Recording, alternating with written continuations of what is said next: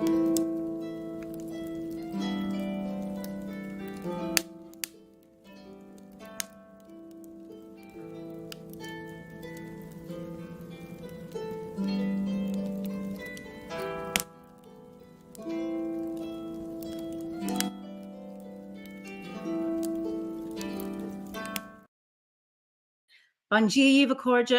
everyone, Eimear Burke here and welcome to another Fireside Chat, and this is Fireside Chat 138, where I'm in conversation with a member of the Order of Bards, Ovates and Druids. And as is customary, I start with a prayer for peace. Gamara Shiakon ar fud na crinne.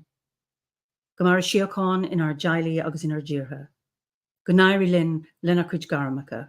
Gamij Buichas Jeev, Jeha Chivdaka, Spirit Chivdaka. May peace prevail on earth. May peace prevail in our homes and in our countries. May our missions be accomplished. We thank you, guardian spirits and guardian deities, for peace.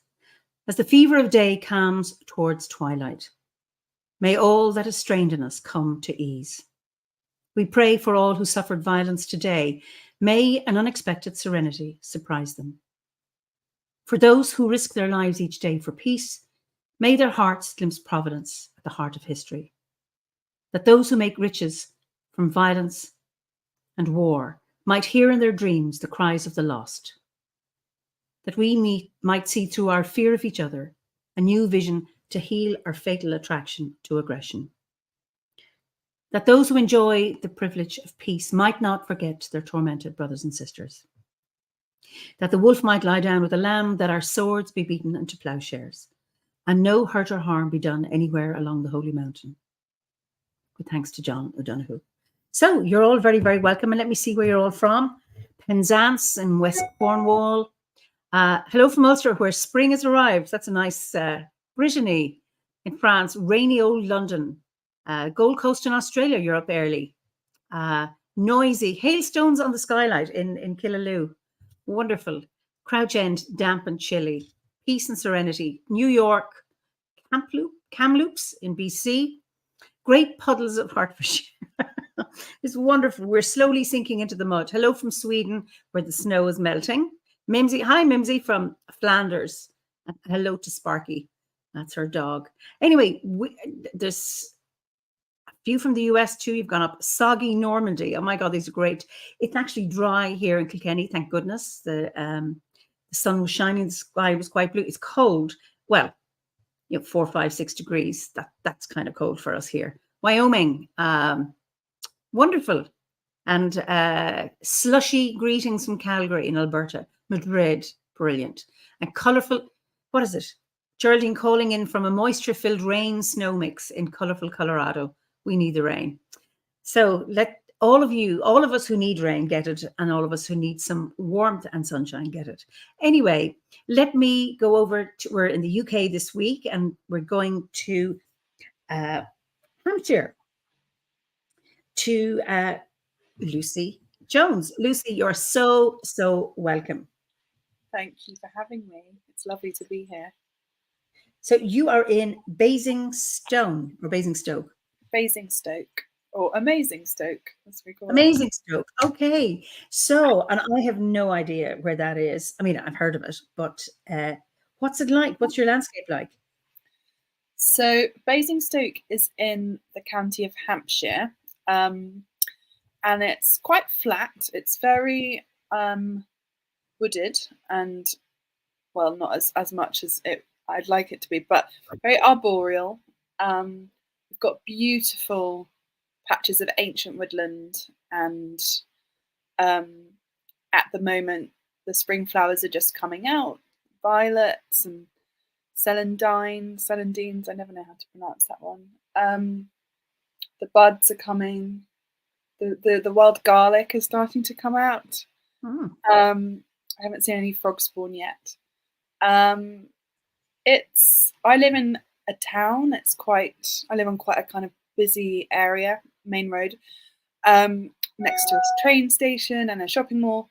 And I also live next to a really old cemetery, which dates back from the 14th century, full of yews and lichen and moss, and it's a really special place. Beautiful. Pat, who's in Ulster, says, I love being Irish. We're the only people who find Basingstoke mysterious and exotic. And then Cliff says, hello, Lucy, from just down the road in Wickham. Near Oh, Winchester. yeah. Cool. Hello. So I'm delighted to we met a few years ago when you were writing an article for Emergence, yes. And then you gave a wonderful talk this year at our winter gathering. Our theme was animism. So I loved it. It was an amazing day. So Sean Clancy, who's in the Midlands here. So we do have a Midlands. When I say I was born in the Midlands, people say, "Oh, Britain! I thought you were Irish." And I go, "No, we have a Midlands too." So Wild Garrick is always such beautiful herald of spring, and he says he can't wait for it here, so we can start making the butter again. It hasn't come yet here. So anyway, so just tell us a little bit about yourself, a little bit of your background. Sure. Well, kind of work-wise or generally anything? I am a writer. I'm a journalist and an author. I tend to write about ecology, the living world, and mental health. Really interested in the relationship between the human psyche and the rest of nature. So yeah, science, environment, health are kind of my subjects. So I write for lots of newspapers and magazines. And I've written a number of books. I have 3 young children. So the last kind of 7 years has really been, a lot of quite intensive caregiving. And yeah, that's me. So we're going to talk about one book that I've read, Matrescence, and we'll talk about that later. So, in terms of your spiritual background, how did you find the order? How did you find Druidry? How did you find the order? What was that journey? Sure. So I think I have to answer that question by a bit of kind of background context. I had an upbringing in conservative evangelical Christianity, and I was very imbued in the Bible and quite kind of intense Christian camps and churches which were very kind of thought in quite an exclusive way, that there was only one path to God or spirituality, and I was brought up to be kind of wary of yoga or anything that wasn't straight up Christianity. I lost my faith in my early 20s, and that was quite a big deal. But what never really left me was a kind of, I suppose, a pattern of kind of yearning or longing or a sense of mystery, and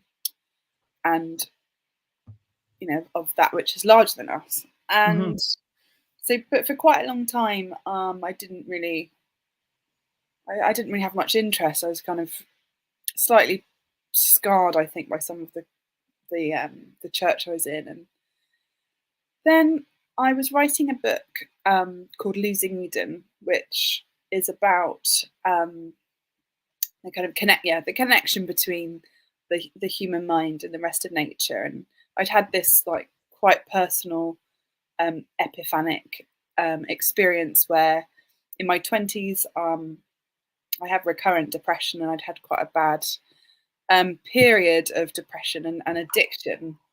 And in my recovery, I found like 4 things really helpful.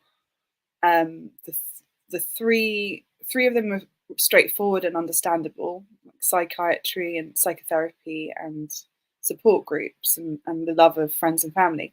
But the fourth, and this was about 12 years ago, was really surprising to me, which sounds kind of naive now when we talk about nature and mental health quite a lot, but it was basically spending time with trees and in a particular space where I found myself refinding my relationship with the rest of nature that I had as a child, and feeling like I was in communion with the non-human world. And I was working as a science journalist at the time, and kind of fortunately for me, that there was this big, and is this really big, fertile field of scientists across the world studying this relationship, trying to kind of measure and quantify, what happens when we are by a river or by the sea or in the wood, what happens to our nervous systems, to our brains, when we listen to bird song, what happens, what's in the soil that affects our mental health and so on. So there was loads of really exciting scientific research which illuminated this subject, which I could write about. But it got to a point where I kind of got to, I couldn't get further with the science. It felt like there were lots of things that happen which you can't prove in a lab, or you can't study in a lab, that kind of ineffable or numinous. And you know what, Eimear, I don't know how I can't remember what my route into Druidry was, but I think I came across Philip's work, and then so this was about maybe 6 years ago or something, and I interviewed him for the book. We went for a walk, and I started to just be really drawn to Druidry, and then I became a member of the order in kind of early COVID, in lockdown, and I think what appealed to me was I think maybe it's quite a common thing. Just I had this kind of yearning and longing to have more of a connection and kind of embodied and kind of sensory experience and relationship with the land and the rest of nature. And so much of my own upbringing had been about separating humans from nature, and I'm constantly trying to kind of unlearn that. And I found in Druidry a way of learning about ritual and symbols and ceremony and the wheel of the year, and that was really appealing. And also the fact that the openness of it, like after growing up in quite a kind of constricting, dogmatic religion, the kind of democratic openness of just felt so generative to me, and really appealing. So that's what led me to Druidry. It's I grew up I grew up in the One True Church, so there's going to be competition here, What's that? I grew up in the One True Church. Oh, okay. Yeah, sure. Okay. Yeah. And others, philosophical says that's relatable. My parents' church was an authoritarian evangelical cult, so it took me till 30 to come out of it all. So, and then Sean McCann, who's been a guest on the chat here, I grew up going to an evangelical Bible camp, indoctrination flavored with marshmallows and hot dogs and crusty hymns. Might have been the same one as me. Yeah. And it was in Canada. So no, I grew up with that too. But I was agnostic from the time I was 9, but still hanging on because it was still had to go to mass and things like that. And Catherine says, what does class as a true church? Well, there you are now. There's the question. Anyone who tests that they have one, they know the answer. Nobody else knows the answer, I think. But it took me a long time. Then I moved away. I couldn't stand the word ritual. Even pagan was heavily loaded for me because I've been growing up, pagans are worshippers of false gods, or they believe in nothing, and it's the worst kind of thing you could be. It took me a long time. And then Druidry just answered that. It was like, And funny, I'm a psychologist. So, I'll always ask people, what do they do to feed their spirit? And so many people, ordinary people, who are depressed, et cetera, and you say, what do you do? And they go, if I go in the woods, I just feel so much. I said, what does it do to you? And they go, I can feel this, this weight lifting off my head, off my shoulders. I don't know, but I feel so much better by going for a walk. And it's a no-brainer. And now psychology has discovered. So when I go to conferences now, people are talking about nature, and they go, no, we have the validation now. Science is actually endorsing this. So therefore it is of value. And I'm kind of amused that doing this for years, and people have now discovered forest schools, and these are valid, etc. Even, physio for children who maybe have mobility issues, if they're in forest schools because they're maybe climbing a tree or they're gathering things. And that's really interesting physio because you don't even know you're doing it. So it's... It is so interesting that we've become so estranged and disconnected from the rest of the living world that, we need evidence and science to prove it. And, nobody ever, science never demands, or no scientist ever says, you claim that you love your children and you love them with a passion, or you love your husband, or you love your lover, or whoever it is. And that cannot be measured. And, within science, things have to be measurable and replicable, etc. And we need double-blind studies, etc. And yet love is one of that conundrum that all they can show if they do a PET scan is there's one part of your brain that lights up if you're having loving feelings, but you can't measure it. Do I love you more than you love me? Or do you love your children equally? Or do you love one more than the other? Or how does your husband love you more than you love? All those kind of things. And yet nobody ever questions the validity of love. And it's one of those greatest mysteries. It breaks your heart. It brings joy to your life. It causes all sorts of dilemmas and joys. And people die for it, kill for it, love for it. It's just amazing and do really good things. And yet we can't measure it or actually say what it is. Yeah. One of those fascinating things. And we've got... what is it? Sean says, take your troubles to the trees, it freezes and it feeds them. Spiritual photosynthesis, and just others. There are other people relating to your early experience of, a fundamentalist religious background and the damage that can do. And it's just wonderful to be able to find this. It really is, yeah. And I went to the winter conference, and it was the first. So I'm quite kind of introverted, and I've basically just been in, looking after children for 7 years. So I haven't kind of met with Druids as much as I'd have liked to. But the winter conference was amazing. I was really nervous about talking. It was the biggest group of people I've ever given a talk to, but there was such warmth and kindness and humor and humanity, and it was awesome. So different, because I went to a lot of conferences and camps, and the religion I was raised in, and like it was really healing to be somewhere where it didn't feel like being judged or being a sinner or all that stuff. Dogma free. So it's people wanted to hear what you had to say, that each speaker comes, and of course there's a thread going through them. Now, it wasn't the occult conference in Glastonbury. Somebody's asking that. It was our winter gathering, the Orders winter gathering, and in our winter gathering we always have speakers, and our theme was animism, and we had Graham Harvey and Gordon McClellan speaking as well, and our theme was animism. And it was just wonderful, those threads that were woven by the three of you with 3 different presentations, and that was just wonderful. Yeah, and the chanting, the Awan chanting was so moving. It was incredibly moving to be in.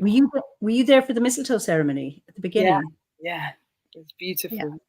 I always, that's one of my favorites. And I was so glad we got to do it again because we hadn't done it since 2019. And then we didn't know if we were going to be able to access mistletoe because the original source, everything had changed. And it is, and I know there were members crying just in the theatre while it was going on. It's always so magical.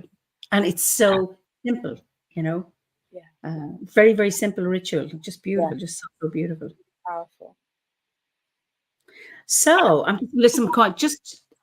Susan says, just returned from some giant old growth trees. Asked them to remove my anxiety and sadness. Plus, laid on the ground, I feel better. Thank you for sharing that, Susan. Absolutely. Philosophical, to me, it's been delightful as a pagan who always loved science to see parallels jumping out everywhere between magic and science. It all comes together instead of needing to be compartmentalized. I couldn't agree with you more. I'm a member of the Scientific and Medical Network, which is based in the UK, but it's a global organization for people, scientists or scientifically minded people who are interested in things that are extraordinary. And one of the conferences they run every year is the Mystics and Scientists Conference. And Howard, my late husband, and I used to go to them. And first one I ever went to was on trees, the nature of trees. You had tree huggers and climatologists and shamans and healers and all sorts coming together and nobody fighting. All talking about the magic and the wonder of trees from different perspectives, but each being able to look at the perspective of the other. I love that. Yeah. Because it's just different ways of interpreting, isn't it? And different ways of seeing. Like if someone says, you know, I love, I can't remember the name of the person who's just been with the old growth forests, but old growth trees. If someone might say, I interviewed quite a lot of people for my book, and you know, people would talk about how they feel when they're in the woods, and you know, they don't feel judged in the woods, or they feel a kind of sense of oneness, or just simply happy. You know, lots of I visited quite a lot of like ecotherapy initiatives, like horticultural therapy, you know, for people with dementia and learning difficulties and mental health problems, and horticultural therapy in medium secure units where, you know, people are extremely unwell. And often, you know, people would just say it just simply makes you feel happy. But then, you know, the science can give us a lens of thinking, okay, so we know that there's this bacteria in the soil called Mycobacteria and vaccae, which was discovered by chance, has antidepressant-like effects when we're exposed to it. So when we're kind of inhaling just soil. So if you love gardening, that might be why you have a buzz after gardening. And I think all these different ways of thinking and knowing, and you know, ways of knowledge just can complement each other.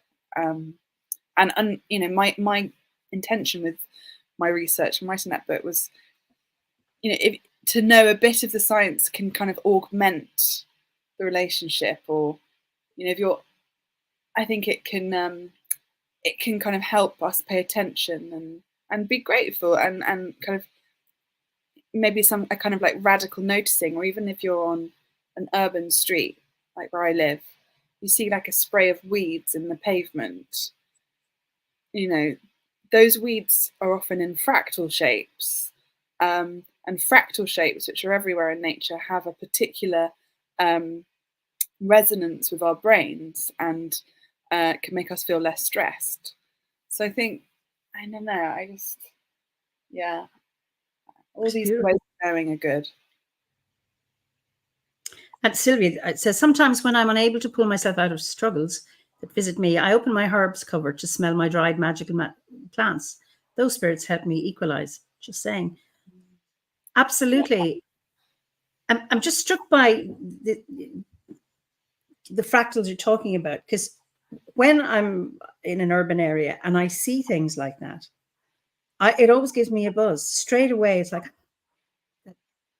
either the determination of that plant to push through an impossible place or a crack, or seeing trees, it always just wows me. Yeah. And it actually, I do get a buzz from it. Yeah. And I think that's really interesting, the kind of, every individual makes meaning in different ways. So, you seeing the determination in that so-called weed or plant. People create their own meanings out of metaphors and symbolism, and those are things that you can't measure, or kind of empirically prove with randomized controlled trials. But that doesn't mean that they're less important and meaningful. Yeah, Philosophical says rosemary has instant calming effects on me. I used to carry a sprig to interviews, and that's a personal relationship, because it's interesting because rosemary is a stimulant. It stimulates the brain. Like, you wouldn't take rosemary going to sleep because it'll keep you awake. But her relationship, or philosophical relationship with the rosemary, is an individual relationship. But what it does do for interviews, it keeps you alert, it keeps you switched on and focused to help you, which can help you be calm. But all of it is, that's the magic of it. If we can all develop our own relationships with the plants and learn from them. So I'm always impressed with plants that are resilient, like blackberries. They drive me crazy because I have an arc and they take over and I have to manage them. But their persistence, the resilience. Ivy that can just grow everywhere and look different depending on where it needs to be. Always being able to put down roots. I mean, there's something we can learn. So but again, it's our individual relationship with plants, and it's to find that. And I suppose Druidry encourages, as I remember, I can't remember, it's in the early Gwers of the Bard, the Book of Nature, which is the best book. And it's the Book of Nature, but it's being out there. It's not what you read, it's what the trees will tell you. Yeah, exactly. I think one of the amazing things for me about Druidry is that it kind of gives you permission to think with the earth, and to listen in a way that, it has taken me a long time to, I grew up in a very patriarchal, kind of cynical world in a way, where, hippies, and I was not brought up in a place where like hippies or like, who was that guy, that brilliant guy Swampy, who was trying to save trees. At that point in the 90s, people would just kind of laugh at that, or the people in my social media, or they'd laugh at like Prince Charles talking to his plants, and That's right, yes. kind of cynicism about loving nature, or like it wasn't cool. But yeah, I feel like as a culture we've missed out so much on that relationship, and I don't know why.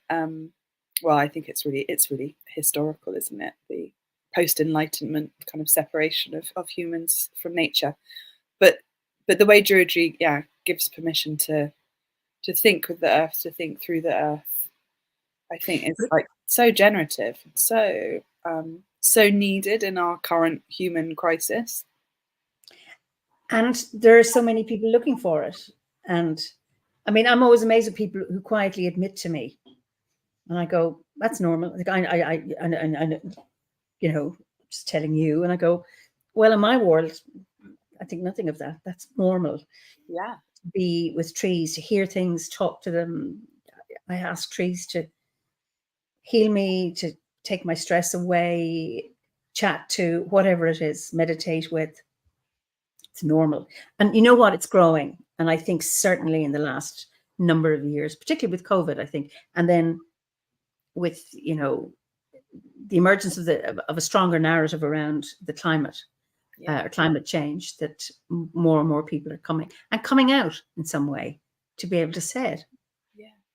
And I think the more you do it, the more normal it is. Like, I think there's this tree in the cemetery next to me, which I love. It's like my favorite tree. It's a massive beech tree in the center of the cemetery, and it's just beautiful. And it's got like a carpet of pinky purple cyclamen.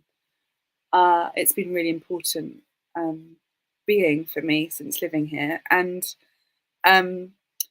I find myself drawn to this tree, and I always want to kind of lay my hands on the tree and sit underneath it and spend time with it. And at the beginning of doing that, I was quite kind of furtive and Yes. embarrassed. If someone was coming along, I'd like put my earphones on or try to look like I was doing something. But now I just don't care, because, you know, I've had times of like rough depression, and I've needed that tree, and I don't care if I look weird. And the other thing that I sometimes get people stopping me, because I use, and I know we've talked about this even, but I love, and you've started using hand lenses. Yes. So you can look through a hand lens at like lichen and moss or anything to have a different viewpoint. And often if I'm looking at it on the wall with in the middle of town, that is quite an unusual look, and people come and say, "Are you okay?" But we are the trees, and the trees are us, and Yeah, absolutely. And it's really interesting, because I'm just going to go to, it was Gordon McClellan at the Winter Gathering, when he said, he was quoting somebody else, and this is a paraphrase of that everything we eat is ensouled. So everything we eat has a soul, be it animal or plant, so that we are full of ensouled beings. And then I think it was Graham Harvey talking about, we're full of parasites and viruses and bugs, and that we need to eat ensouled beings to feed the ensouled beings within us. That there's that. It was just when they talked about that, I've always been aware. Yes, we're all interconnected, but that notion that we are. I mean, I've always known about the bacteria, but friendly parasites, because we always think parasites are not so good to have, but that everything we need to eat ensouled beings to feed the ensouled beings within us, and there's that reciprocal relationship. And I suppose we're in a constant state of dying anyway, and just some of us do it quicker than others. And it's just that wonderful connection. I think it's just absolutely fascinating. And there was also there was a question, I think, to Gordon maybe about. It really got me thinking. It was someone asked about buildings having souls, or kind of inanimate objects, and I've been thinking quite a bit about kind of oil and plastic and things like that at the moment. And how if you take a car journey, or you take a plane, actually, like, the fuel is made of fossilized trees. Ancient sunlight. Ancient sunlight, yeah, and the machine itself, it's made of the earth. It's made of, I don't really know, but it's the metal has come from that. the rocks. It's come from the earth. And I was thinking, like, what would it? Imagine if we lived in a world where, like, when they do the safety announcement before a flight, they said, and we acknowledge the beings who, have made this flight possible, or who died and now are containing us so we can go to our destination. I think that would be quite cool. I used to make rattles, and people say, "What's the container?" Which was a plastic egg. I would say ancient. So I had aduki beans and tree bark or salmon skin and ancient sunlight. I never told them it was plastic. And it's just that acknowledgement of, it's a bit like, you acknowledge the producers of the food. You're doing a grace before meals or something like that. And just lovely to be able to say it. And we acknowledged, the ancient trees that produce the oil to fuel this, or the stones, the minerals, etc., and the crystals and all the other stuff that actually support us doing what we do. Yeah, because I think so much of, like, our current crisis, and the ecological crisis, the climate crisis, is a crisis of ideas and a crisis of thinking and a crisis of kind of the myth, of disconnection, and for that to be kind of upended and eroded, kind of like a radical way of thinking of ourselves in connection. There's a question from Sean. Curious to know, how has your Druidry reflected back or informed your research, or vice versa? Do they finish each other's sentences? Thank you. That's a really interesting question. I think with Losing Eden, my previous book, it was really kind of in the late writing of that I met Philip, and then when that book was published, that's when I joined the order. And really my work, I have written another book, but really my work has been raising people, looking after children. So I guess I'll answer the question slightly differently and say that I think discovering Druidry and starting to learn more about it and has given me a way of bringing up my kids or prioritizing their own natural relationship with the living world, that I don't know, it feels like it's kind of grounded me a bit, and given me kind of a framework to kind of do rituals or respect their wild selves for as long as possible. Yes. It's beautiful.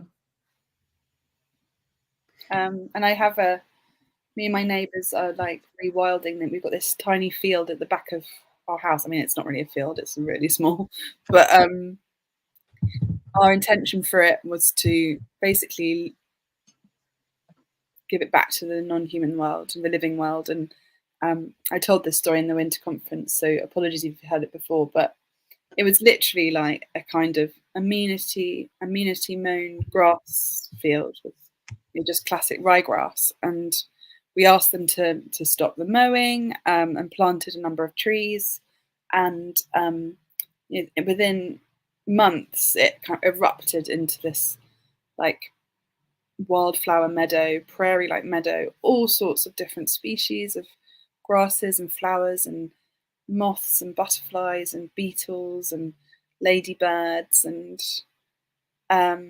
it's an incredible place. Like every summer, it's just so alive. And I guess, Druidry empowers me, I think, to want to do things like, plant trees and to join with my neighbours to stand up as much as I can for the land and the world around us. It's beautiful. And it's the simplicity and the speed with which, when you leave an area alone, how it can recover. And then you have seeds that have been there just waiting for the right conditions just to go. And that's that determination, that magic, that's somehow knowing the right time to do it and to persist. And it's just beautiful. Ricky says, I know caretakers, curators always want to treat all equitably. Of course they do, Ricky. But do you have a favorite tree or a plant? Oh, that's such a nice question. Oh, wow. I think I have to say oak. Okay. I think I have to say oak. And I'm really into honeysuckle. Trying to plant lots of honeysuckle because I want to attract moths to our garden. And it was one of the plants which I remember being a child, and my great uncle, who died recently, came over from San Francisco, and he picked a honeycomb flower when I was a kid, and he took the kind of stamen out, and on the end of it was a drop of the honeysuckle kind of nectar, and he said, eat that. And I just remember the sweetness of it and the magic of it, of like, and it was such a kind of sensory, like tactile moment. It's always stayed with me. So yeah, those two. But I think it changes depending on. I think that's the like incredible thing about being in relationship with trees and plants, is you find the different ones at different times of your life as well. That's right. I love honeysuckle, and I love wild honeysuckle. We call it woodbine in English here. It's also called fechlin in Irish, and it calls you. It calls me long before I see it, and that always excites me. It's that beginning of summer. You kind of go, and as soon as you said you tasting that nectar, I know I can remember the smell. It's just it's absolutely incredible. Just so beautiful. And the nectar really tastes like that smell. It really is honeyish. It's amazing. Incredible. Sean says, just you talking about your kids, that echoes so much. My own kids are 7 and 5, and there's almost a selfish joy and sense of rediscovery watching them develop connections and expressions in harmony with nature. My wife's calling it pagan parenting. Yeah. So it's Linda, she's in Australia. Mine has always been frangipani, as it was the only tree that they had in the garden where she grew up. That smells lovely, doesn't it? I think. And I don't know that the smell of that. And then Susan, I've just discovered European beech trees. They are massive like elephants, amazing trees. And Julia Foyle, her dad taught her to do that with the honeysuckle as well, and it stayed with her. It's just beautiful. Those wonderful, because smell, can be so evocative. Just beautiful. It's the oldest, isn't it? Isn't it? And Sylvia says, we're the elements and the elementals. Life is our theatre. A teacher expressed it this way. Plants of the sun made edible. Love what is being here. She loves what is being here shared today. Gratitude touches all the petals of the flower. Beautiful. Lovely work. Yeah, just beautiful. Okay, it's wonderful. So now, just to go back to your lens. So, because you talked about slime molds at the winter gathering, and earlier, and we're going to show pictures, because everybody, I think I'm now going to have a new obsession, because this is just when you talked about it. I mean, I heard about slime molds, and I always thought they were just like slimy things that moved. But you're looking at works of art. You're looking at nature miracles that look like mini trees. And anyway, so I'm going to hand over to you, and we're going to show some pictures of photos of slime molds. Why are you interested in slime molds? So over to you. Okay. So I had never heard about slime molds until 3 or so years ago. Someone was getting The New Scientist, and there was a photograph in The New Scientist by an amazing photographer called Barry Webb, whose photos we'll look at in a sec. And I couldn't believe my eyes, what I was looking at. It looked like a kind of raspberry on stilts, bright pink. I couldn't really work out what it was. And then in the caption it said Buckinghamshire, which is the neighbouring county to me. I think Wickham's in Buckinghamshire, just up the road. And I thought, okay, I've got to find out more. And I'm sure some of you will know what slime molds are, but I'll just explain. Slime molds, also known as myxomycetes, are fungus-like organisms. They're in the kingdom Protista, which is my favourite kingdom. It's the kind of ragtag others that can't really be categorized in any of the fungi, etc. They are organisms which have really different stages, and that's what drew me to them, as well as their beauty. So they start life as what's called plasmodium, which is basically what you would imagine slime to be. So a kind of slick of slime, which is usually yellow. And in this stage of its life, slime molds are like animals, really. They predate, they can anticipate, they can teach. They don't have a brain, but they are very intelligent. They have been used by scientists to like map the Tokyo bus routes and even mapping dark matter. They can solve problems. And so But they've no brain. Is that what you said? yeah, they have no brain. Yeah. There's obviously more like stuff that we just don't understand as humans about how they're working. And so you'd often find them on like a log, particularly a kind of like wet, moist, rotting log, or on the underside of a log often. There's one that we have in the cemetery, which I track. I basically go, it's mostly here in winter. Anyway, so the slime mold is kind of crawling around. And then at some point, it changes. And the transformation is utterly bananas. It transforms into normally a kind of colony of small, mushroom-like, most exquisite, beautiful, sessile, so that it doesn't move, it's staying there, seed, spore-releasing organisms.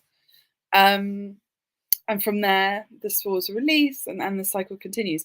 And I mean, we'll show you some photos, and they are incredibly beautiful. I mean, mind-blowingly intricate.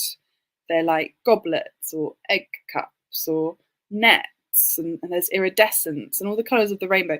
They're everywhere, very much, mostly in the kind of northern hemisphere or areas with wet, mild weather. You can find them all year round. They're quite tricky to find. You have to get your eye in, but they are everywhere. I found some just in my garden, in Central Basingstoke before we talked. But the thing that really drew me to them as well was I was going through becoming a mother, which was a really big change for me, and I felt very different and in my matrescence, and slime molds that changed so much were the kind of soothing beings to be around, and to know that change and process and transformation is part of our world. Anyway, that's enough of me. You should. Just one question from Sandy, and I don't think it is, but she's saying, is that similar to jelly fungus? I think she means the jelly ears that grow in beets. No, it's not at all. It's really they kind of, you might think that they're like fungi, but no, they're not. They're different. You'll see when we look at the pictures. Okay, so will we show? I think we should. Yeah. Okay, here's the first one. So. Okay, so this is all credit to Barry Webb, because these are his photographs. Can you see what I'm doing? Yeah. So the first one, that's the first one is the plasmodium. Okay. Which, do you know what, Eimear? I'm just having a bit of a thought about copyright, because this video is going to stay up, isn't it? Just a bit nervous about breaking a copyright. Maybe. So I put in okay. So I can put the link in. I'll just type it in. I think that's a good idea. Yeah, I think. Okay. I mean, maybe if people are interested, they can go and look at Barry Webb's website, and he's on Instagram. I suppose people can probably see that right now, which is an example of what it looks like when they're kind of little lollipops and balloons, like kind of. But yeah, it just struck me that there might be a copyright thing, Eimear. Okay. But we can continue talking about them, and everyone can go look them up. And right. I can give any advice. I can show you the ones that I saw on my phone. Please do. In my garden. today. Shall I unshare my screen? Okay, I'll do that. Okay. So, I mean, it doesn't look like much, but okay, just bring your camera down a little bit, your phone down. Yeah. Okay. So that looks like a little fruiting forest. Yeah. So you want to get a hand lens if you can, really, and a torch, and yeah. Do you have a hand lens with you? I think mine's downstairs. Okay. Well, I have mine. So this is a hand lens. So mine has a torch. Okay, and it comes with a little thing. You see, you can hold it in your hand. So it's about. Wait a second. And then it has a torch, so you can look at whatever it is you want to see. It's interesting to look at your own skin. Yeah. I've been wanting to. I've got a proper microscope that I got in the lockdowns, and you know, we all have like mites that live on our faces. Demodex, they're called. And I wrote a piece for the BBC about them once and talked to these people who study these Demodex mites, and it's fascinating. So I think they're often in our eyelashes. Most people have mites on their skin, and they're, you know, mating, kind of wandering about, and then they die and they explode. And I keep meaning to get a piece of sellotape to kind of try and look at the mites, because I love that idea that, you know, we're not individuals, really, are we? No. Bacteria. And I read something today that's found that not only do we have fungal stuff in our brains, but also algae. Ah. Yeah. In our brains. Contain multitudes. Yeah. Wow. So what's the best habitat to find them? The base of trees or any damp soil or leaves? The best place to find them is dead wood. So logs, sticks, pieces of wood that have fallen off trees, and or fence posts. So I find them in my garden on, we've got these raised beds with pallets which are kind of rotting, and they're often on the underside. But I mean, what I would suggest is like spend some time with Barry's photographs, and that's kind of what you're looking for. Holly leaves themselves, wood chippings, any matter that's kind of breaking down, and it's best if there's been some rain. And I hope your name is Julala. I hope I'm pronouncing it properly. At what point do they change? You know, from that slimy bit to the fruiting bodies. I assume they're fruiting bodies. It's a great question. I don't think we know.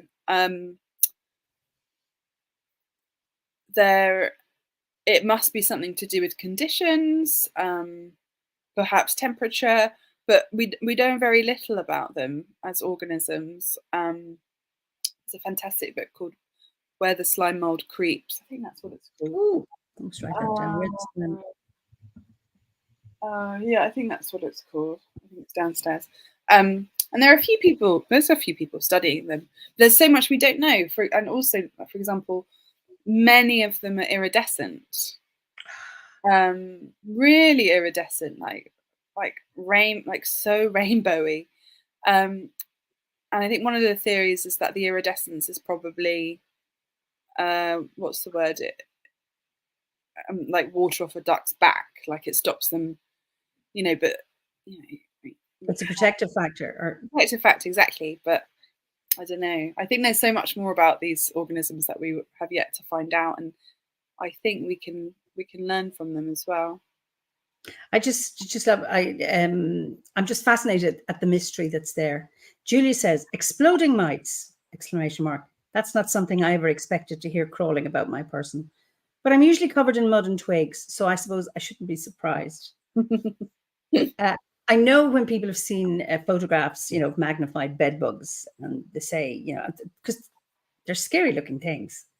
and because they look like giant crabs or giant something that's going to eat you. And it's like, well, yeah, but they're very, very small, and they're in the mattress, and they're there all about us. And I think it's good for us to be aware of that, that everything, we're all part of the mix. I mean, the idea of, the mites coming out of your pores at night and having a bit of fun among your eyelashes and all sorts of stuff. I don't know.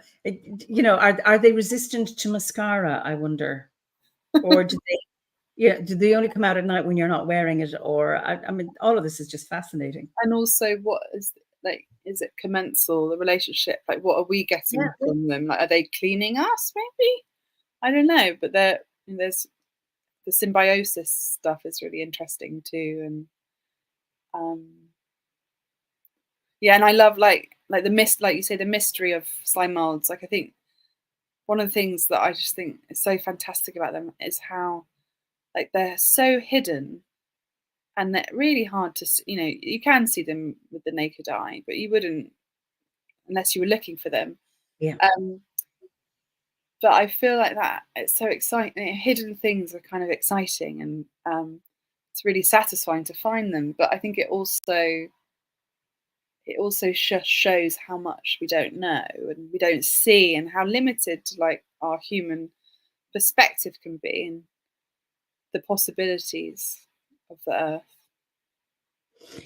That's beautiful. Chris says they eat our dead skin, and if we didn't have them, we would smell like dead bodies. LOL. There we go. Thanks, Chris. So, yes, and Julala says, we found lots of slime mold here in the garden. I've paid much attention. I shall now. She must have said I didn't pay much attention. And then Karen, I found a fluorescence thing in the leaf mold in the garden on a dark night. Fascinating. That's brilliant. So, this is just fascinating. Now, I want to get on to, before we finish, your other book, Matrescence. Would you like to talk about it? That's this book. Oh, it's nice to see it with you. And I let you talk a little bit, because I hadn't come across the word before. So what is matrescence? Yeah, so matrescence means like the process of becoming a mother. It's a bit like adolescence, putrescence as well, senescence. Yes. It is a word that was coined in the 70s by an anthropologist called Dana Raphael. I came across it when my first child was about 9 months old. And kind of briefly, I found the experience of pregnancy, childbirth, and early motherhood to be very seismic, existentially, intellectually, emotionally, spiritually, physically, of course, psychologically, emotionally. It was a much wanted child, but I found myself kind of going to pieces a bit, and I was diagnosed with postnatal depression, and there's a lot of sleep deprivation, and kind of struggling with the modern institution of motherhood. Anyway, I found this word matrescence, and it was so profoundly helpful to me because it made me realize that what I was going through was quite normal. It was a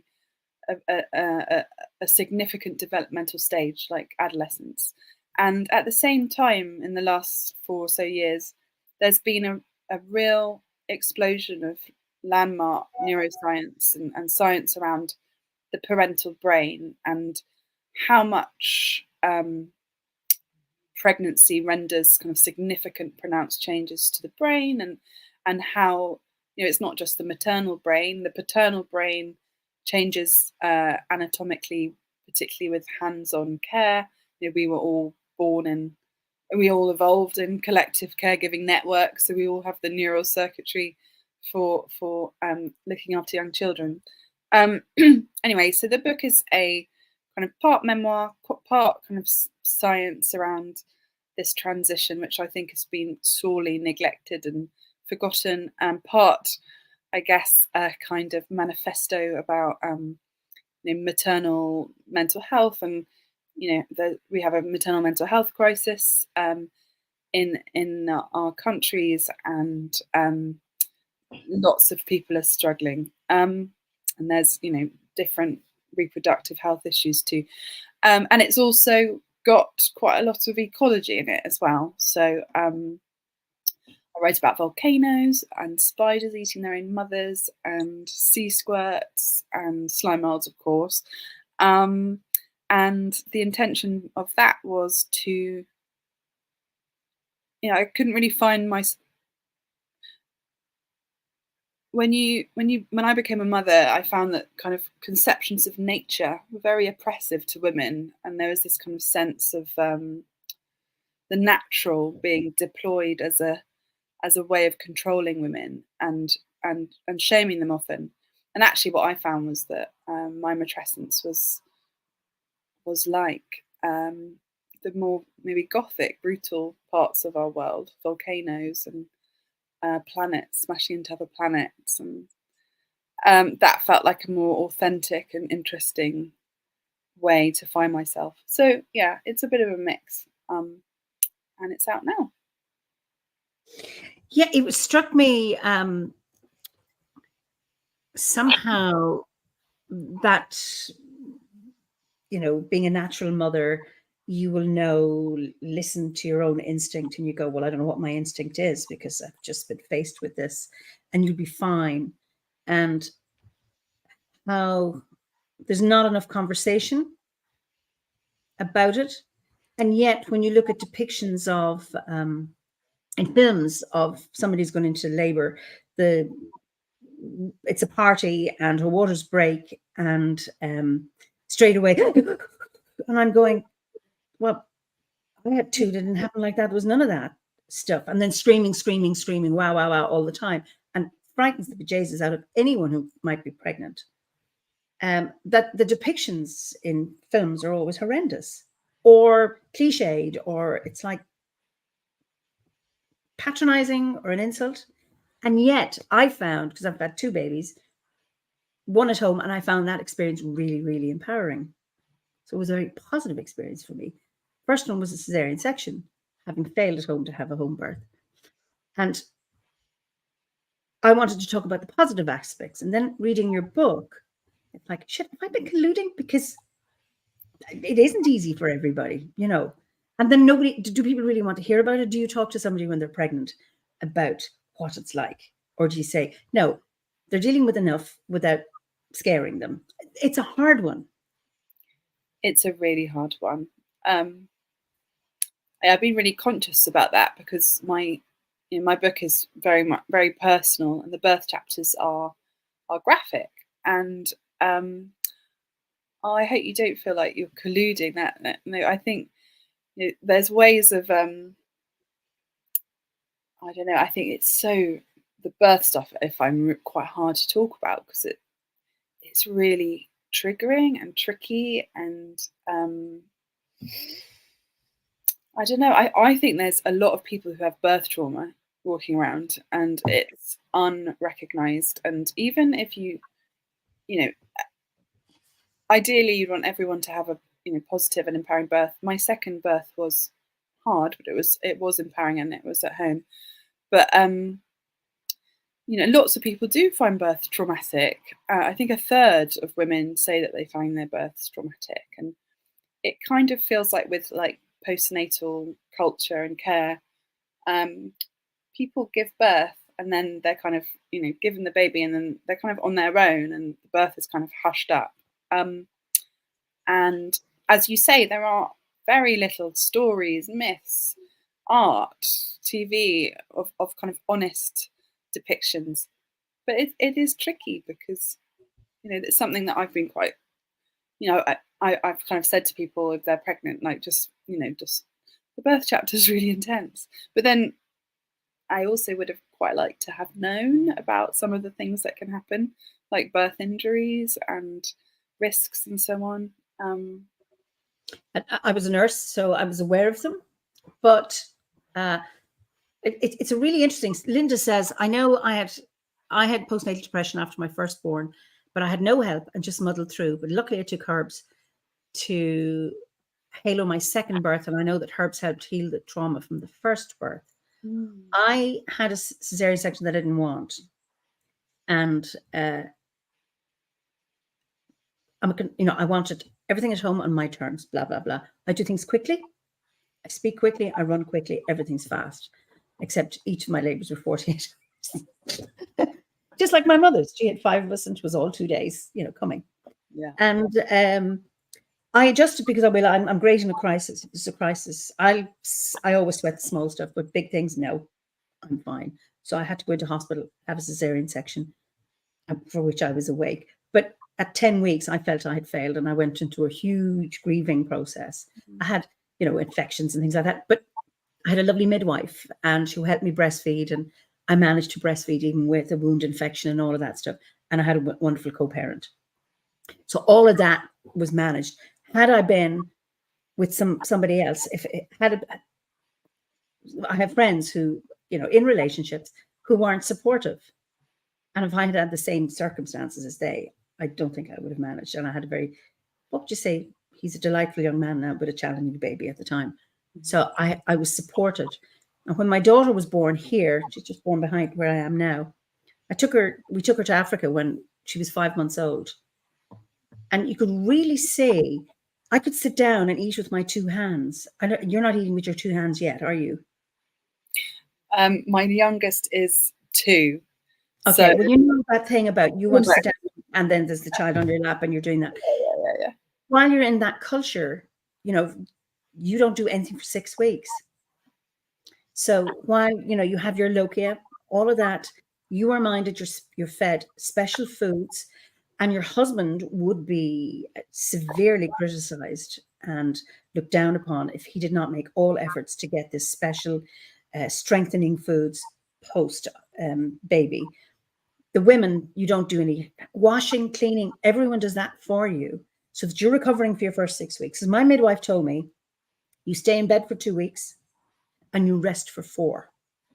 So I wasn't allowed out of bed. I mean, apart from peeing or whatever it was. No, you are resting. And I've seen women with cesarean sections, pushing supermarket trolleys after a week. And you shouldn't be doing that. Because the modern world doesn't care for women, where traditional cultures do. And I had people just taking my kids away while there's mealtime so I can sit down and have a meal. You're never on your own. But in the modern world, you are. And that is really, really difficult. It really is. That's so interesting hearing those experiences. Yeah, I think that the kind of tension between the vulnerability of a newborn baby and the vulnerability of a mother after birth, however she's given birth, just it clashes in such a strong way with the kind of values, mainstream values of our culture, and bounce back culture, and women being kind of praised for like getting their bodies back, or getting back to work, and almost as a kind of denial of the experience that we have all been through of being born and of being incredibly vulnerable. I think that there is a kind of pathological denial of vulnerability in our culture, which if we can bring natality and birth and the realities of that into the light, it would make the world much better and much kinder.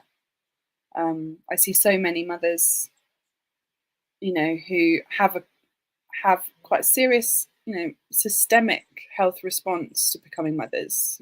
From things like kind of sepsis and psychosis, and lots of course, some people kind of sail through, but there is a crisis. There is a maternal crisis in this country, and it doesn't have to be like that, I don't think. I agree with you. Sean says, my wife is a midwife who has personally delivered many hundreds of children and guided so many women through. But when our daughter was born, it traumatized her that nothing went to plan, that she didn't have the control that she wanted, that was suffering into a stigma that she had helped so many women fight. It was so difficult, and the postnatal depression was difficult, but her strength, her ability to push through was so inspiring. And Okay, Liz, and both Liz and Philosophical talk about pathological denial of vulnerability in our society. Yes, you must have said that. And there's two others echoing that. And the emphasis about getting your figure back, and my God, you wouldn't know, look, that that is the struggle. That is the aim, when in fact, no, it's not. It's my brain went. Memory. Because I was like focused on this baby. I didn't care about the outside world. And it took maybe until my kids were 2 that I was beginning to look out again. And I can see that's nature's way of making sure you look after your baby. But what about, and I was lucky, I mean, I'm self-employed, but I was under pressure to go back to work for my clients. I felt responsible that I should get back. I stayed longer with my second child, but that it should be as focusing on that. And then for those who have to go back earlier for financial reasons or whatever, really hard, because then you're pulled this way. You are not a good enough mother, and you're not a good enough employee, and you're trying to push this one and try to be here. And it's like,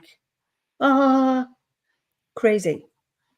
And Julia, this is funny now. My youngest is 22 and I still have my baby belly. Well, I'm telling you now what your baby belly is, Julia Foyle. That is your badge of honor. You have earned the right to have that baby belly. That is what you've done with your body. And if anyone ever comments, you just ask them, what have they done with their body?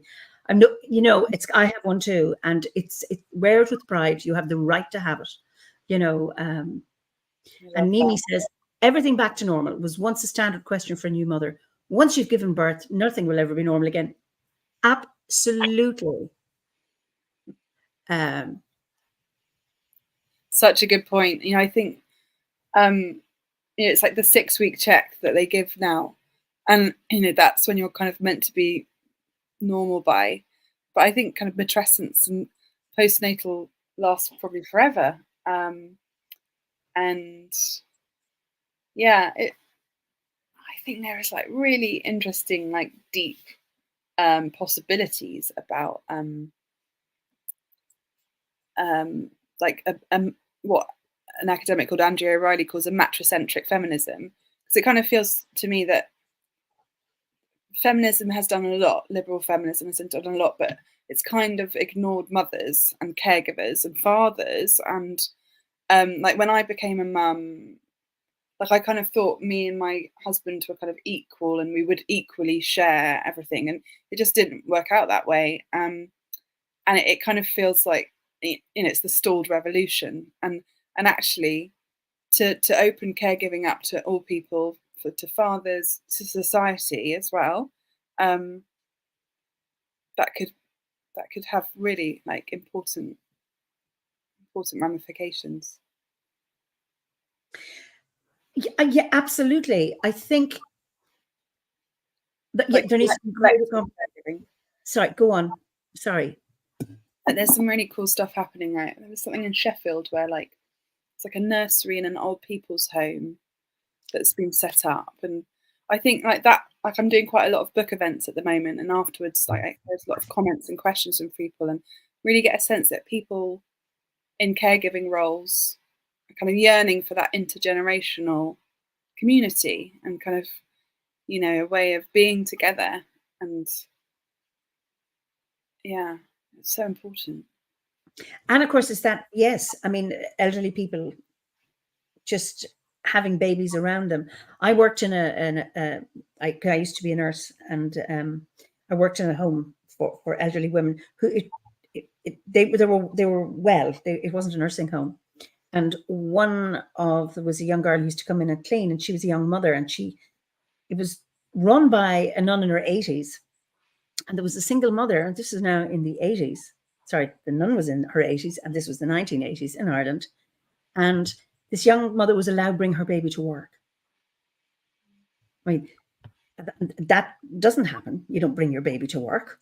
And this woman was, and she would bring the baby in to the sitting room where all the elderly women were.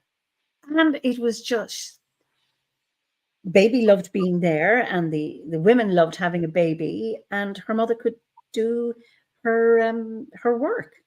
And it was just a lovely arrangement. Rare, but that was a very broad thinking elderly nun in 82 who ran the home. What a lovely story. Isn't it? This makes so much sense. Like there was a really interesting study that came out recently about hunter-gatherer societies and allo parents. So that means like, people apart from the biological parents who help kind of raise children in, our traditional societies and how humans lived for 99% of our evolutionary history. We lived in these small groups and it was collective caregiving. And this study came out recently, which it studies a hunter-gatherer group today. And like the mother of a baby would normally respond to the baby's cries like 50% of the time. And the other 50%, it was something, I'll probably get the numbers wrong, but it was something like 10 to 15 other people were there, to look after this baby. And would feed the baby as well? Like, were there other breastfeeding women there? Perhaps. But I think, that's how our nervous systems evolved. And I don't think our nervous systems have changed very much. And that's I know women who've produced milk. I mean, breastfeeders, they hear a baby cry and they produce milk. But I had a friend, we had babies at the same time, and we had made an agreement that if ever we were minding each other's children, if they needed to be fed, it never happened, it never needed, that we would feed each other's babies. I've seen that in Africa, your baby's crying and you feed them. I know I've heard women here go, absolutely not, I would not allow that. And I'm thinking, actually, I'd be very grateful if somebody fed my baby breast milk instead of formula, because mine was being breastfed. And that wonderful, what would you call it? Just that collaboration, reciprocity among mothers to be able to do that.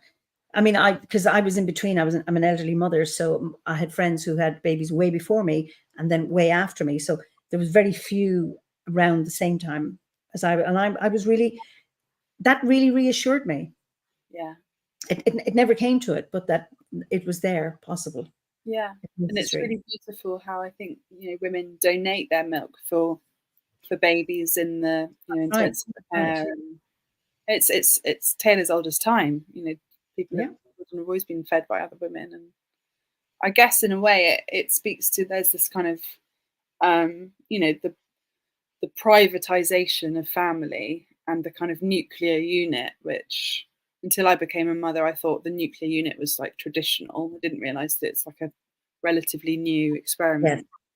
And I think possibly even in the last 10-20 years like social forces have made even like neoliberalism has kind of even increased privatization and individualism and this kind of sense that you're in this home. And it's almost like I've been thinking quite a lot about feminism in the 70s and like consciousness raising groups and kind of collective childcare collectives. And I think things are starting to change a bit now, but I don't know, something about that privatization which it doesn't really work when you need people. It's nice to have your privacy and autonomy, of course it is, but in moments of vulnerability it's so stark. I don't think you appreciate how you need a community when you have it. It's just you're not told about it because we're talking about it now, but we're living in a society where we're managed to cope. And I mean, that's what's expected. And then people say, no, we want to have our own little unit here and it'll all be lovely. But it's actually, no, you need. So when my son was born in hospital, cesarean section, I got out after 36 hours.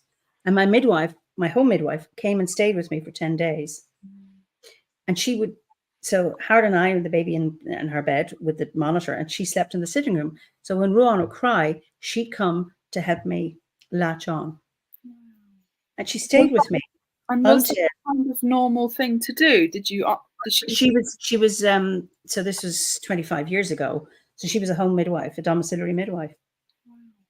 10 days. And well, she came and went. She was looking after her other mothers, but she was checking in with me. So for the first 3 nights, she slept in the house, going about her business during the day and coming back and making sure I was able to, because I had a post-op wound infection after about 5 days that she found difficult to manage because she had no experience of wound infections because her mothers never got infections. I picked it up in the hospital. Ouch. But that was brilliant. So she was there supporting. I had that. Yes. And that really, I was lucky. Yeah. I think we need that now. It's it's so necessary to have that. And people live far away from their parents and their families, and I think the government needs to do more to support new mothers. That's right. But also communities. Somehow we have to do that, but it's very, very hard. Like, where are we? Where are our friends? How do we support? But having conversations about it so that people can recognize, actually, I am going to need my community. I'm going to need this kind of support. And it's not just about baby showers and presents for a baby.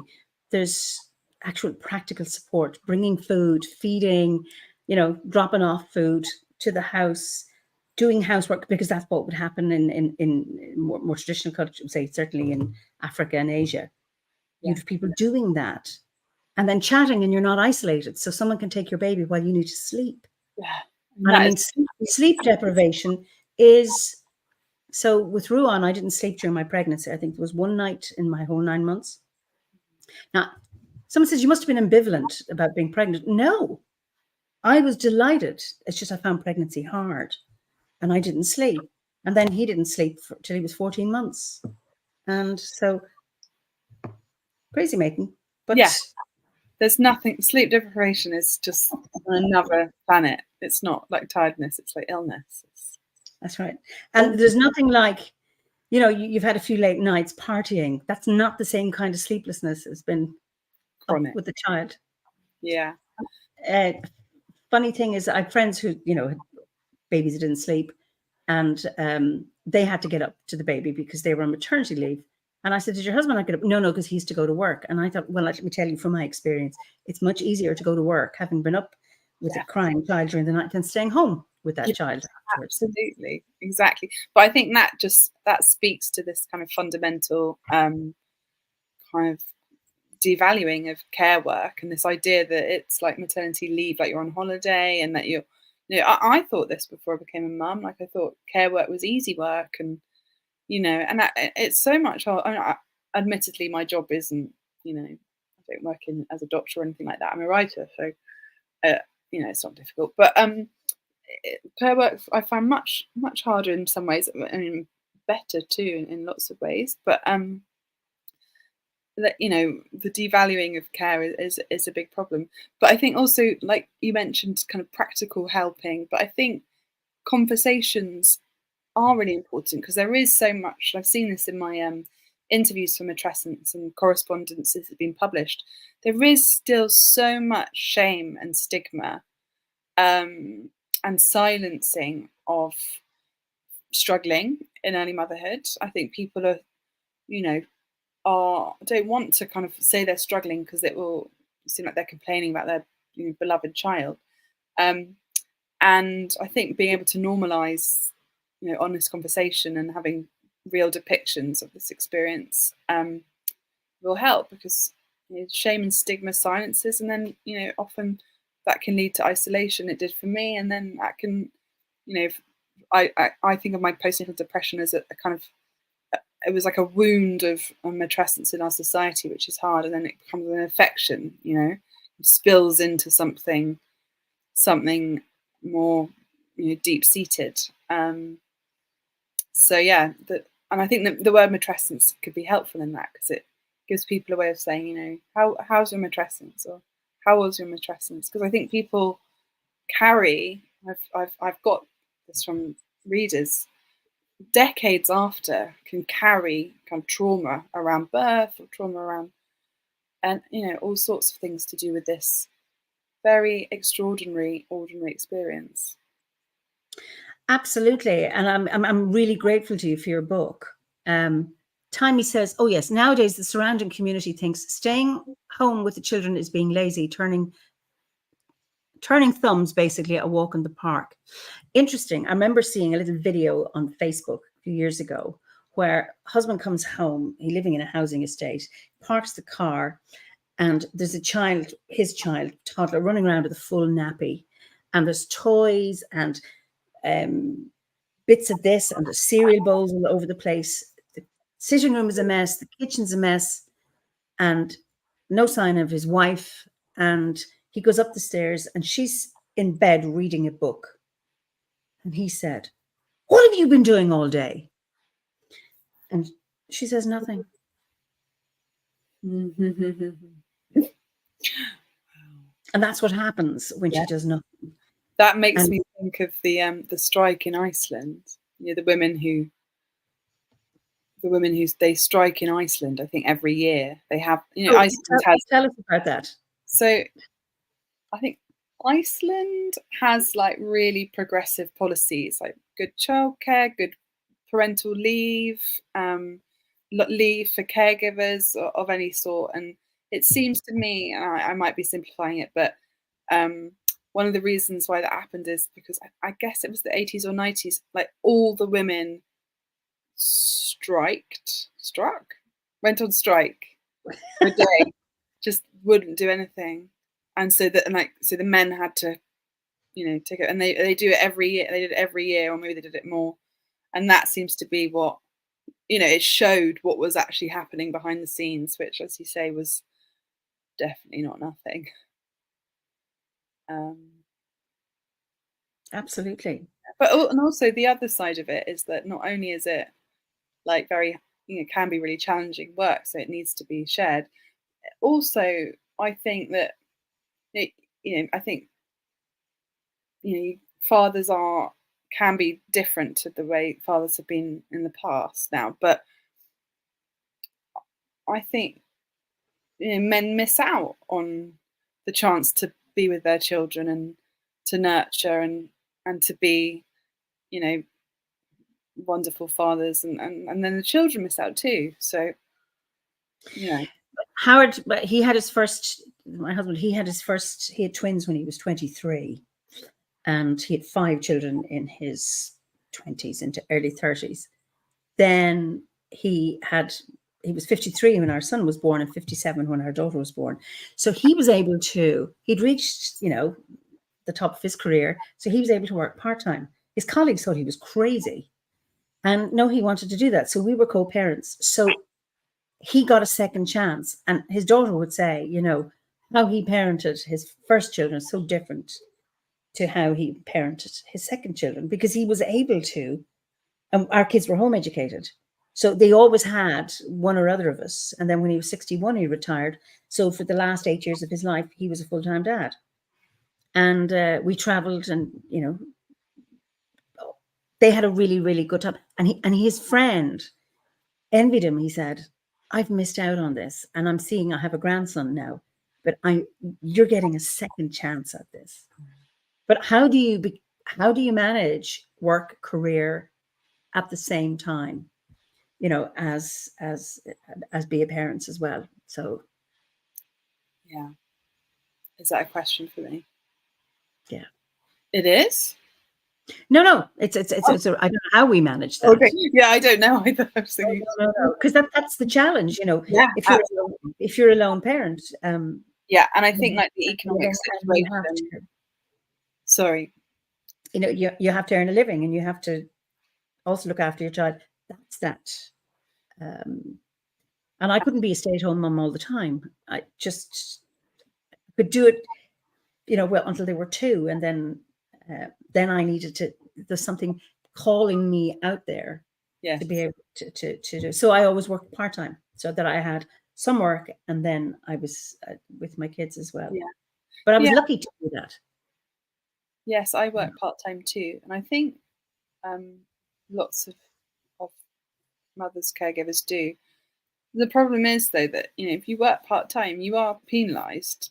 That's right. Your pension, and yes, you are. So how it was, yeah. Could be, it needs to be much more fair. Yeah. Sean says, it's such an honor to be a parent. Every moment a challenge and a joy. Don't like missing a second. So thank you, Sean. That's lovely. You know, It's lovely. and I mean, funny with Ruan, I breastfed him until he stopped at 17 months. So Howard would bring him to me at lunchtime, Oh. wherever I was. So I was lucky. So I was able to do that. So, Yeah. and nobody objected. But I was very fortunate that if I was consulting to an organization and we were in a hotel and I was doing some training and we were at lunchtime, Howard would come. I'd say all my work was on condition that I can feed my child at lunchtime. Yeah, that's But really sweet. that was. But I had somebody minding him who could bring him to me. Yeah, That was really. That's not for many people. For most people, I imagine that's not the case. Yeah, but it should be. Yeah, so it's around. So I usually ask this question: a concern you have about the modern world? Just one. Oh,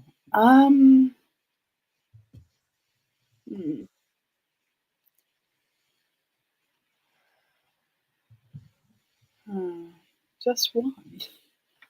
No, you just need one because I'm sure you've many. A concern. Okay. I am concerned about the lack of access and opportunities all children have to restorative natural spaces and wild play. Really like the forest school movement and the outdoor education movement. But I am concerned about things like the domination of cars in our urban areas and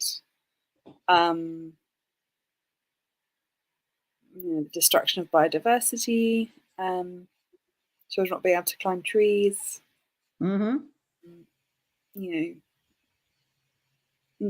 Children not having the kind of chances to be out there. And we know that can be unequal across class and race and socioeconomic lines. My research for Losing Eden, if I needed convincing, it just convinced me that we unequivocally need time in natural spaces and the chance to have a relationship with the living world for our mental health. And as the climate crisis worsens, and that's a concern for me. One of many. And I think many people will echo that. Funny, we live in a rural area here, and I would never let my kids outside the gate because you're not going on a bike out there. It is too dangerous. Where I came from a rural area, and granted there were less cars, and we went off for hours unsupervised, told never to go near the river. Of course, where did we go? Near the river. But unsupervised, that loads of freedom, playing in trees, in the woods, catching what we call, pinkings and jam jars, from streams and things like that all the time. And being able to cycle a bike on rural roads, off picking berries, nuts, whatever. And my kids didn't have that. Okay, we have a wildness and they traveled and things like that, but they just couldn't walk out their own gate because the roads are too dangerous. And that's urban or rural, and never mind urban. So it's and there's also fear around children climbing and hurting themselves, and insects and all that stuff. Yeah, and poisonous berries and dangerous plants and all of that stuff. But in fact, okay, yeah, there are poisons. There are, but on a scale of things, well, certainly in these islands, we don't have dangerous biting beasts, poisonous and things like that. So, Philippa says, I realize how lucky I've been most of my life amongst trees and fields and wildlife. Yeah. So what gives you hope then? Um, hmm.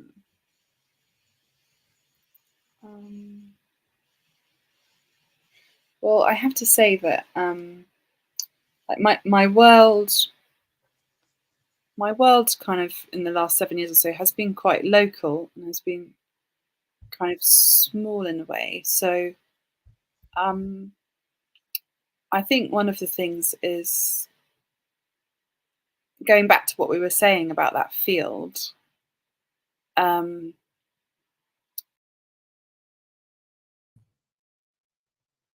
with neighbours. Sorry about that. I cut you off by mistake. Sorry about that. Oh, that's okay. I was just probably rambling along. No. I was just saying that things are quite kind of, my world is quite small at the moment and has been for quite a while, and kind of quite local, I suppose, to the point where I'm going to mention my field again. And I think the experience of kind of connecting with neighbours and our local councillor and seeing this field erupt and it becoming a space where children can come and play, and you know, the possibilities of joining with community, and that there is a kind of like always brimming hope in people, or kind of a desire in most people to leave the world in a better place. So, and then I suppose it is when I find it hard to think in the ways I've been taught to think, and the logics that I've been taught to think in, terms of kind of individualism and kind of separation between people and self-reliance and self-sufficiency, all these things, I find hope in kind of turning to the earth again and thinking through slime molds. And I'm not saying, obviously, the earth is not like a benevolent thing in a way of, I don't know, it's complicated. And I know that I'm putting my own, oh, have I cut off again? It's probably a good thing. Am I still, can anyone hear me? Done that again. Sorry about that. Apologies. No worries.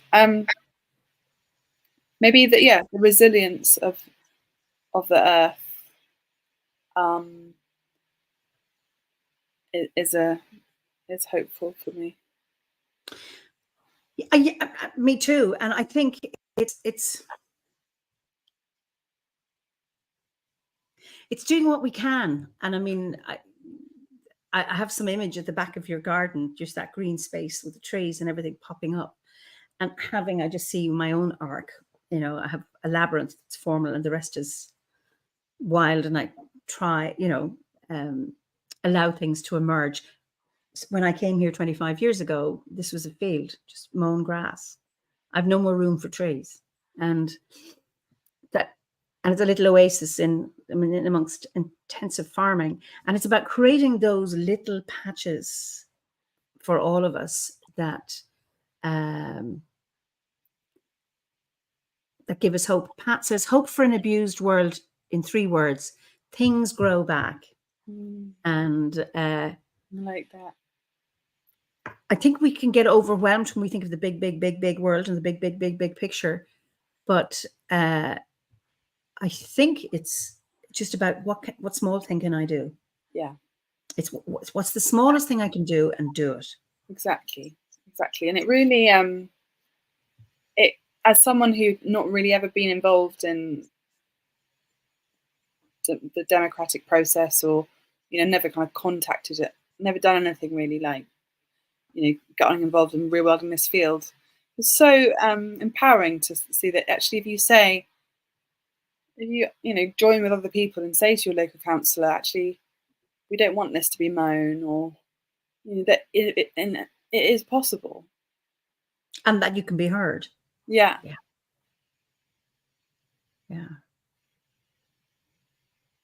And Amy says the seasons cycle and we find new shoots emerging from the decaying leaves of time past. And and that is so true. And Sylvia says, be kind, continue the quest for the marvelous. And I think also is about never losing your fascination with what you can find. So you've opened up a world to me now in slime mold. So I am off to explore. And the fact that it's so mysterious and so beautiful. And people used to say, you know, describe something bad as a fungus. And now we can't do that anymore when we think of, oh my goodness, just look at, you know, the mycelial networks and how these are our lifelines on so many levels. And now we have these little mites eating our dead skins, keeping us healthy and smelling a bit more pleasant. All of that there's so much mystery, and never to lose the fascination with it.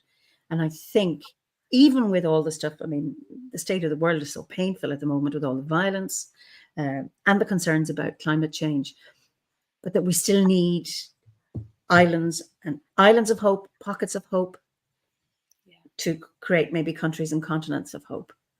And then having these, you know, pathways and lifelines to each other about that. And also having conversations like the one we're having this evening. Yeah. Reservoirs of awe. I think fascinated by the science of awe and how powerful awe can be, and you know how in our society we might think of awe and wonder as a luxury. But actually, you know, it's possible to have like micro awe, you know, on your street if you're curious about the pavement plants and the lichen and the moss. And I think awe could be really powerful. It's a word that's used sometimes very trivially. I like to save it for big things, because I think when we lose our awe, we've lost. And it's the awe with watching a baby walk, or the awe of the first smile of a baby, or spotting something, a bee. I was in Italy recently, and it was a sunny day, one sunny day, and there's a rosemary. It's almost like a little tree, rosemary bush in flower, full of insects. All of them bees. I don't know if there were any honeybees. It's probably too cold for the honeybees. But these beautiful black bees with big bodies and big, big black wings. And my God, did I have awe. And then all sorts of colorful flying insects, you know, all pollinators coming out, and I could hear the buzz. That's awesome. It's just wonderful. I think when you see like a abundance of animals, like a lot of creatures at one time, that is definitely a route to awe. But I wonder, I don't know what you think about this idea. Sometimes I think that we've so lost our, like we could do with feeling awe in the kind of old school biblical, more like sublime sense of fear about the earth. And it's almost like we've so like dominated the land that we're not really respectful of the land. And actually we could do with feeling some awe in that sense of fear, in a way, about our living world. I feel like in our Western culture, we've kind of, and I guess in a way that's one of the, you know, it takes us back to Druidry. That's what I really like about Druidry, the kind of sense of like respect, you know, for the trees and the plants and the land. And I think even birth can speak to that as well. You know, there's something about danger, exactly. Danger. You know, we risk our lives to bring babies into the world. We're not meant to say that. But I wonder whether it's one of the reasons why birth is so hushed up, is because it kind of that fits the narrative of us being kind of in control and above the earth, you know. But it's a funny thing, because for me, it's like, say, obstetrics have taken over midwifery, and it's like, because birth is dangerous and we're going to take it over and make it safe. And one level, yes. However, psychologically, how safe is it? You know, you need the art of midwifery. You need all of that other stuff to take care of the psychological aspects, because obstetrics is it's about keeping the mother alive and the baby alive at whatever cost, and without honoring the wonderful experience of it and the psychological and spiritual aspects of birth. So, I mean, that's another bugbear of mine. But you have frozen. Are you still there? I have frozen. Can you hear me? I can hear you perfectly. That's great. But that all, I think, the fact that we have an illusion that we're in control of things. Are you still there? I'm here, but I don't know why I've frozen. Okay. Anyway, I can hear you. Okay. Just your camera has gone a bit funny, but Yeah. that we think we're in control, and then we get smug and then full of hubris.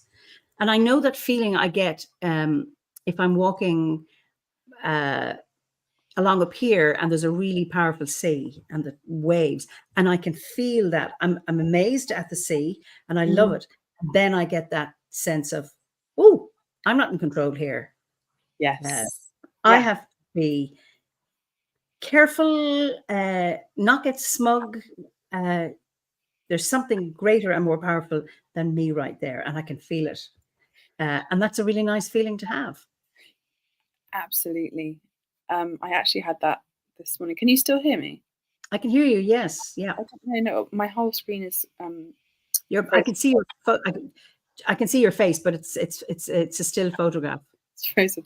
Yeah, I was in Crick Howell in Wales this morning, and there was like the river was just rushing so strong under the bridge, and I just stood there and watched the river for a while, and yeah, I really had that sense of like, whew, you know, the power, the power of the earth, and I guess in a way that's why you know, like birth and death, they're kind of the portals, aren't they? And there's something about I don't know, the denial of death in our culture. But if we think about death or have that relationship to death, then it makes life much more vivid. Yes, it does. Yes, it does. There's just one comment from Sulwan. I was so afraid to give birth that I had to have surgery to get out the baby. And then I only felt as a mother and a woman when I succeeded to breastfeed my child. I'm glad you had that resolution, Sulwan. You're back. So, oh, I'm glad you had that resolution too. It would be lovely for all of us to have wonderful experiences, but you know,